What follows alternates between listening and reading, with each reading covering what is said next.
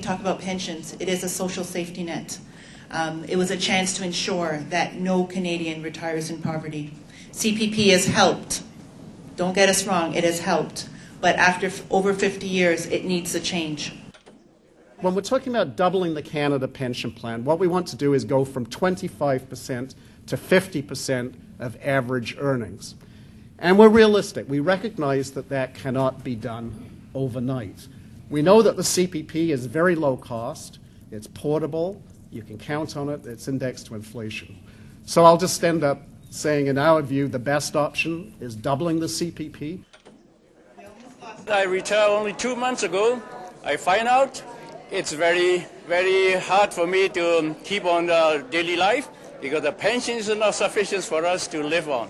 I have relatives who have worked 30 years for a trucking company and no pension. So I want to fight not only for unionized pension workers, but all pension workers.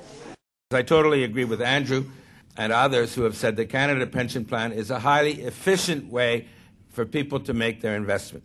And the record of the Canada Pension Plan Investment Board has been good, and so it is an efficient, cost-effective way for people to save for their retirement. Don't you think in this day and age, after we're in 2010 now, we should be addressing pensions? People that work 40 years, and God bless them, at the end of the day have nothing to show for it. I want to know why, specifically, the Liberal Party finds it problematic to double the CPP as the CLC is proposing. Why aren't you accepting that proposal? I think that, that we're in a very tricky moment here of where the message of the day and the tone of the day works against all of these things that we are talking about. And unless that kind of discussion and debate starts to change, unless the tone starts to change, then one can have all the greatest proposals and programs and the rest, and they're not going to end up anywhere.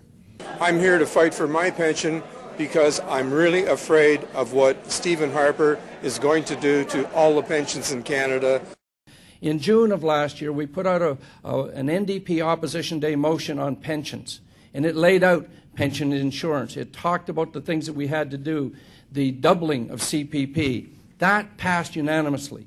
It doesn't change law, but it was a roadmap that the members of Parliament and the House of Commons agreed to. So we need to advocate on behalf of all Canadians who depend on pensions for a bit of dignity in their retirement. We are fully 100% behind the Canadian Labour Congress pension campaign. We think it's an excellent campaign, and we believe that this is the way forward that will protect retirement security for seniors today